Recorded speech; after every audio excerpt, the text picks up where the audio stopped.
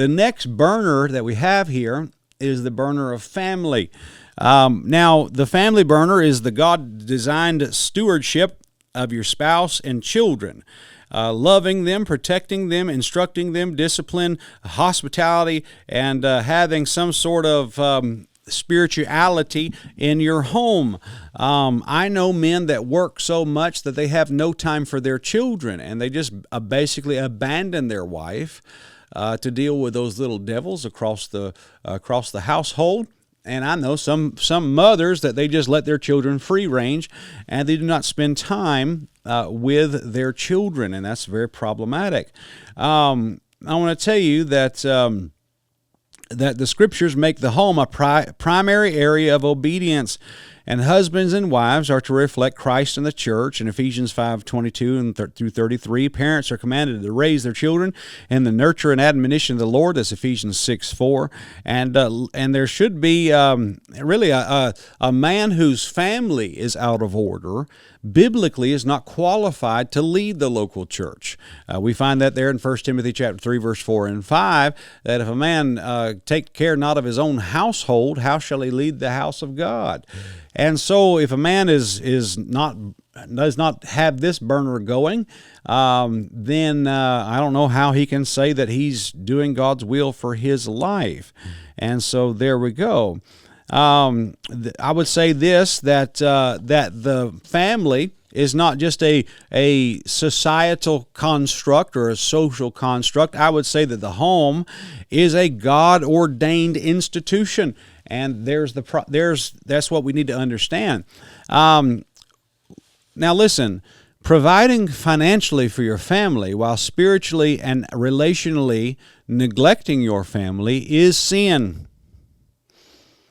Providing financially for your family while abandoning them spiritually and relationally, aka spending time with them, is sin. An absence of affection, conversation, correction, and worship together is something that many men have done, and that is a problem today. And I would say you can do this not only with work, abandoning your family. You can abandon your family not only with work, but you can abandon your family with ministry.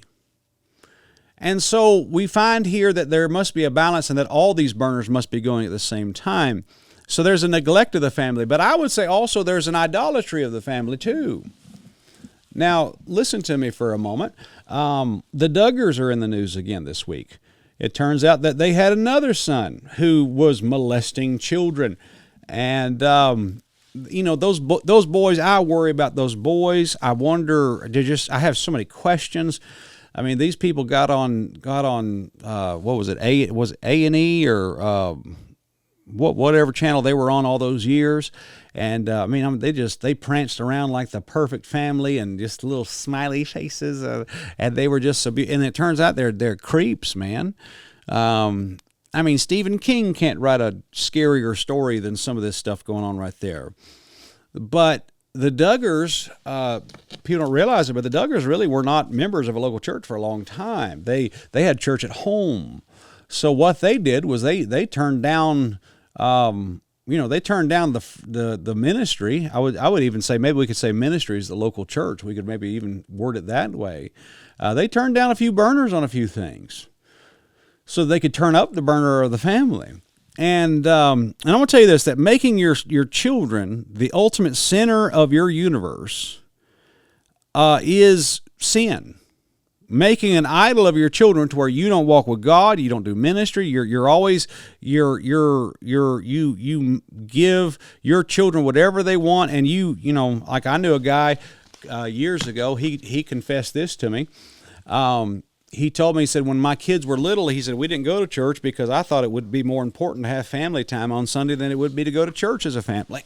And I thought to myself, that's not good. And he told me that. He said, I sacrificed my family on the altar of fun, and none of them go to church today. He said, I wish I had not made that emphasis. And so I want to tell you that that's a big deal. So family matters, and we need to have family time. I do have family time, but we also need to have walk with God time. We also need to have health time. We need to have time with friends. We need all of these things going. And so don't neglect your family, but then also don't make an idol out of your own children. I know some people that are so overprotective of their children. I'm talking about like bubble wrap helicopter parents who, literally their whole world revolves around their children. They make choices of which church to go to based on their children.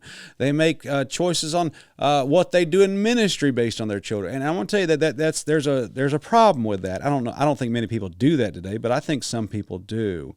But I would say that the family time and walk with God are meant to reinforce each other through household worships. And so there we go. Now, let me say this as well. I meant to say this at the very beginning, but I kind of blew past it and didn't say it.